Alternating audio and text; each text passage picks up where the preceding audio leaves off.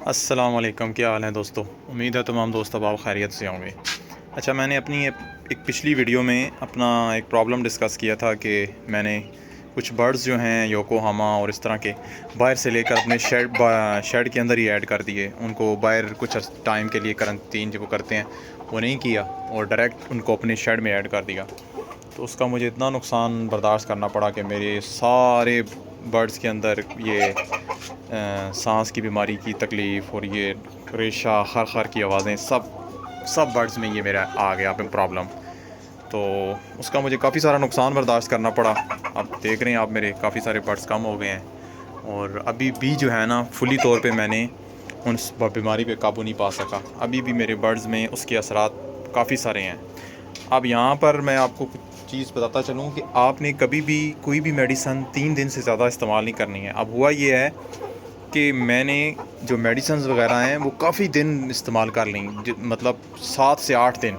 तो उसका भी मुझे नुकसान बर्दाश्त करना पड़ा कि मेरे ये देख रहे हैं, ये बजाय कि मेरे चूज़े के सेट होने के, ये मज़ीद मेरे चूज़े जो हैं ये देख रहे हैं आप, इन चूज़ों में मज़ीद बिगाड़ आ गया है। क्योंकि इनका जो सिस्टम होता है, इम्यून सिस्टम, वो बड़ा कमज़ोर होता है चूज़ों का। अब वो जो पानी मैं बड़ों के लिए बनाता था वो मैं चूज़ों को भी देता था। तो उससे ये हुआ कि अब ये देख रहे हैं इनको नज़ला ज़ुकाम और ये मज़ीद बिगड़ गया इनका। तो कभी भी मैं एक चीज़ आपको बता दूं कि कोई भी जो आपने मेडिसिन देनी है वो 3 दिन से ज़्यादा नहीं देनी है अपने बर्ड्स को। बस 3 दिन दें फिर छोड़ दें। चाहे आपकी एक्सपायरी हो रही है तो आपने 3 दिन से ज़्यादा वो मेडिसिन नहीं चलानी है। 3 दिन बाद आप उन्हें रेस्ट दें और फिर जब आप उन्हें 3 दिन मेडिसिन दे लें उसके बाद आपने क्या करना होता है कि अपना कुछ टाइम के लिए उन्हें आपने फिर मल्टी विटामिन्स वगैरह देने होते हैं, क्योंकि वो दवाइयाँ इस्तेमाल करके उनका इम्यून सिस्टम काफ़ी और कमज़ोर हो चुका होता है। फिर आपने उनको कोई भी विटामिन अच्छा सा वो है उनको चलाना होता है कि कुछ दिन तक आप उन्हें वो विटामिन चलाएँ। अगर बीमारी फिर भी कंट्रोल नहीं होती तो फिर 4-5 दिनों बाद आप दोबारा वो स्टार्ट कर सकते हैं। और देख रहे हैं मेरे ये चूज़े थे, ये तकरीबन फुली तौर पे मेरे चूज़े सब ठीक हो गए हैं। इसमें से मेरी 2-3 चूज़े एक्सपायर हुए हैं। एक और चीज़ मैं आज आपको बताता हूँ, जो चूज़ा आपका अपने घर का पैदावार है, जो आपके अपने मतलब इधर ही आपने उसको हैच करवाया है, उसका इम्यून सिस्टम उस चूज़े के मुकाबले में या उस ब्रीडर के मुकाबले में बहुत स्ट्रांग होगा जो आप बाहर से लेके आए हैं। हुआ ये कि ये देख रहे हैं, ये सारे मेरे घर की प्रोडक्शन है।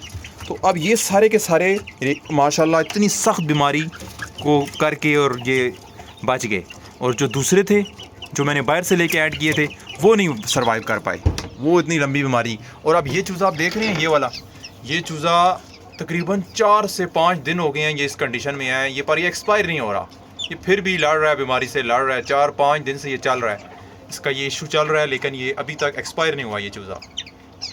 अब मैं आपको बताता हूँ कि मैंने इनकी ट्रीटमेंट क्या की है, जिससे मेरे अल्लाह का शुक्र है बर्ड्स जो हैं वो काफ़ी हद तक सेट हो गए हैं। इसके लिए मैंने 2-3 किस्म के सिरप यूज़ किए हैं जो मैं सुबह पानी में देता था। मैं आपको उनकी मिकदार भी बताता हूँ और उनका सारा बताता हूँ कि वो कौन कौन से सिरप हैं। तो ये सबसे पहले सिरप है, इसका नाम है ब्राइटनल सिरप जो भी है।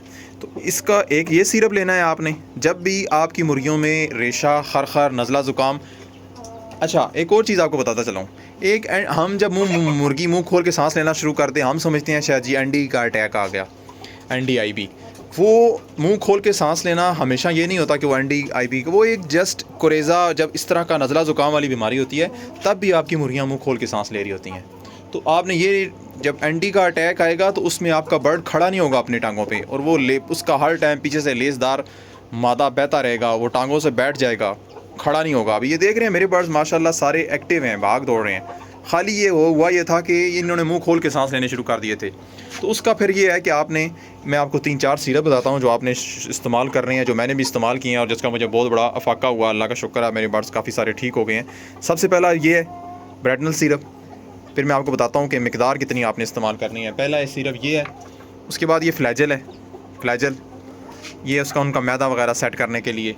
उसके बाद है ये वेंटोलिन, ये उनको सांस की तकलीफ़, उनका सांस बहाल करता है। ये बच्चों को भी दिया जाता है आम नॉर्मल, जब उन्हें इस तरह रेशा हो, बलगम वगैरह हो, तो उस तरह का ये वेंटोलिन सिरप है।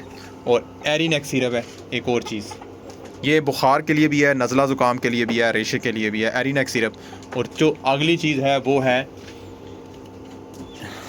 वो ये चीज़ है, वो ये है, इसका नाम है टाइलोसिन, ये आपने फिर जब भी आपकी, अब थोड़ा सा आपको मुश्किल तो लगेगा, लेकिन जब बीमारी आ जाती है तो फिर आपको थोड़ी सी मेहनत करनी पड़ती है। आप कहेंगे कि यार इतनी चीज़ें, लेकिन जब आपका शेड बर्ड्स ज़्यादा हों, इन्वेस्टमेंट बड़ी हो, अगर तो थोड़े से बर्ड्स हैं, 2-4 बर्ड्स हैं, तो फिर तो चलो आप टाइलोसिन वगैरह भी एक चीज़ चला सकते हैं। लेकिन अब मेरा बर्ड्स शेड बड़ा है तो मैं तो कोई इस तरह का रिस्क नहीं ले सकता था, तो मैंने ये सारा एक फार्मूला जो है ना, पर इतना बड़ा मिकदार नहीं है, एरीनेक का जस्ट 100, मतलब ये 400-500 रुपये का ही फार्मूला है सारे का सारा। तो ये जब आपने सुबह पानी बनाना है ना मुर्गियों का, उसमें एरीनेक सिरप डाल देना है। अगर आप फी लीटर 2 ml डालना है, मैं 1 लीटर के हिसाब से बताऊंगा। 1 लीटर में 2 ml एरीनेक सिरप और 2 लीटर ही आपने ये ब्राइटनल सिरप, और 2 ml की बात कर रहा हूँ, 2 ml ब्राइटनल सिरप, 2 ml फ्लैजेल सिरप और 2 ml ये वेंटोलिन, और 1 चम्मच आप ये डाल दें इसका टाइलोसिन का। तो ये पानी आपने 3 दिन तक बर्ड्स को देना है।